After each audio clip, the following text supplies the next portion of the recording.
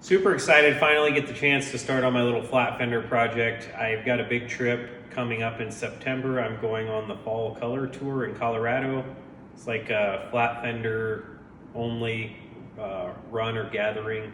There's a lottery to get in, so pretty excited. I got picked to do that, and I'm taking my 49 here. So I've got some big plans for this thing. I don't know if I'll have time to finish all of it. I've got a buddy going through the transmission right now. I'm going to do an SM420 swap. Don't know if I'm going to be able to make all that happen before I go. So if not, I'm going to kind of go through the T90 that's in here, freshen it up a little bit. It looks brand new almost inside, but I'm having a little shifting problem. So I'm going to figure out if it's the clutch or in the transmission, take care of that.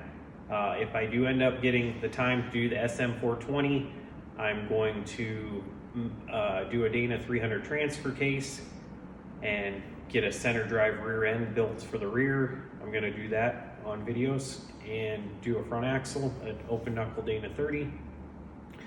Going to do a little work on the steering, including a steering shaft. I'm going to build a custom, steering column. Do a custom steering column. I have to add an extra joint onto my steering linkage, having a little binding now. Gonna do something with the brakes. Not sure if I'm gonna do a hanging pedal assembly by Advanced Adapters or like a universal Willwood setup. Gonna go one way or the other with that. And also plan on doing a Holley fuel injection kit. They don't make an exact direct bolt-on kit for this replacement carburetor or for this vehicle at all. So I'm gonna have to use like their kit for the Autolite 1100 and do some kind of adapter or adapter plate to make that all work. So stay tuned, super excited for this project. Gonna show tons of videos and content on this, and a lot of it's relevant if you have an old flat fender, just things to upgrade, things to do. And just from the builder aspect, a lot of the skills and things I'm gonna showcase here can be used on your project, if not on an old flat fender, on a vintage vehicle, or even late model stuff. So stay tuned, excited. Gonna be a lot of content here, a lot of in-depth fabrication skills, and a lot of more in-depth stuff than just bolt-on, row type influencer shenanigans. So this is gonna be a more do-it-yourselfer type, want to actually build and learn stuff type channel than just, oh, I got this box of mystery shit here. It's not going to be like that at all. So stay tuned. Hope you like what I'm doing, and feel free to leave comments and suggestions. Thank you. So I've got the transmission little sheet metal cover plate off the top here, and the top of the transmission off. You have to take this off. The transmission shifter tops over there. You have to take these off to get the transmission out. Internally, everything looks great. Visually, everything looks new and fresh, like it's been gone through, late model silicone. They didn't have silicone when they were putting these together, so, it's been into, but synchro rings look new and crisp. Everything's clean, gear oil's clean. So those are all good signs. Like I said, this is having a shifting problem, so I'm going to get the transmission out, look at the clutch condition. That's where I think the problem is, and trying to get a hold of my buddy to see if this is going to be doable to do the 420 swap, or if I just need to fix what I got and run it until I get back. So keep you guys in the loop on what's going on with that, but I'm going to make some more progress. This does have an overdrive, so the overdrive bolts into the two of the top shifter holes, so I'm going to take that off and pull the transmission and transfer case in one piece. Transmission just about ready to come out, so I've removed the cross member. This was missing a skid plate. I need to I'm going to build a custom cross member if I end up doing the SM420 in this, have time to do that. If not, I'm going to get a skid plate for this cross member.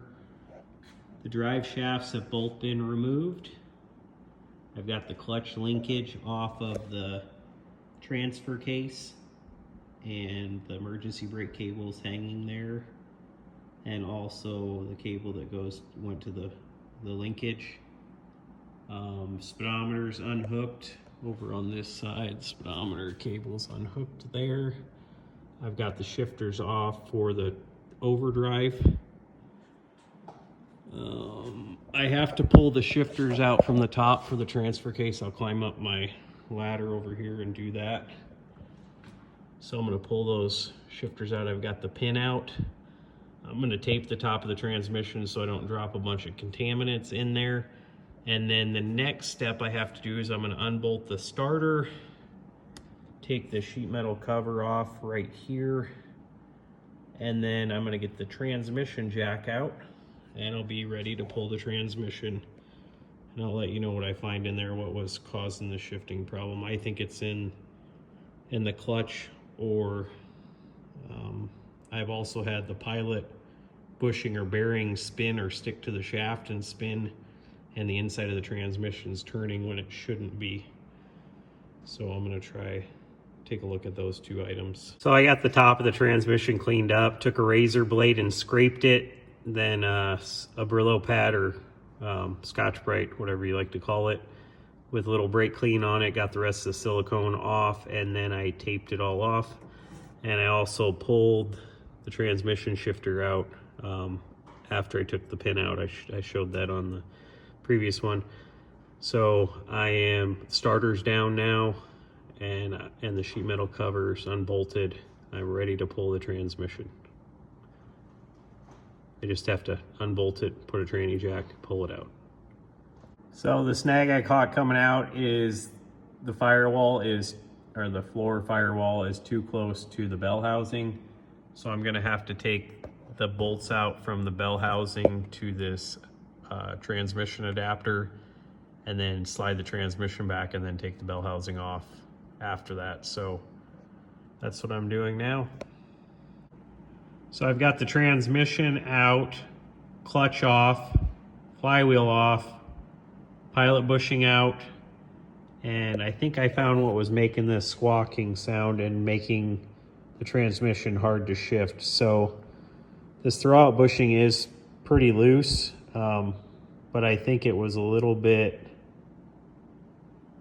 off-centered. Somebody homemade it or something, and it's been gulling. So if you look at the shaft here, it's galled, and it's been transferring material out of this pilot bushing onto the shaft.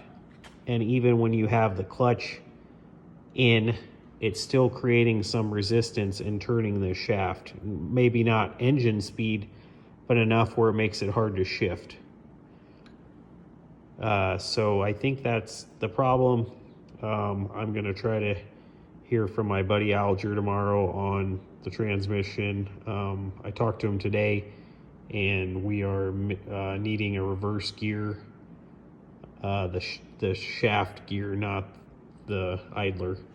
For the SM420, it has a chunk out of one of the teeth, or a couple of the teeth. So I'm on the search for one of those. I get that and get it together by the first part of this next week. I will be able to install it in this Jeep. If not, I'm gonna change this pilot bushing and reseal the transmission transfer case, get all the leaks stopped, put it back in, take my trip, and then start the conversion when I get back.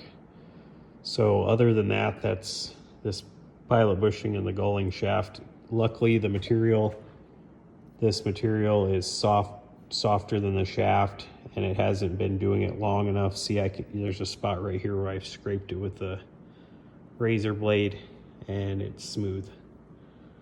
So I think I can clean that up, no problem. Only other thing I found is clutch looks great.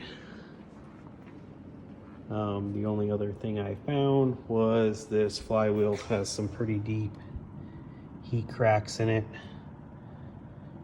I'm gonna have that turned while I have it out, if it goes back in. Well, I'm gonna reuse the flywheel either way, so I'm gonna have this turned, resurfaced.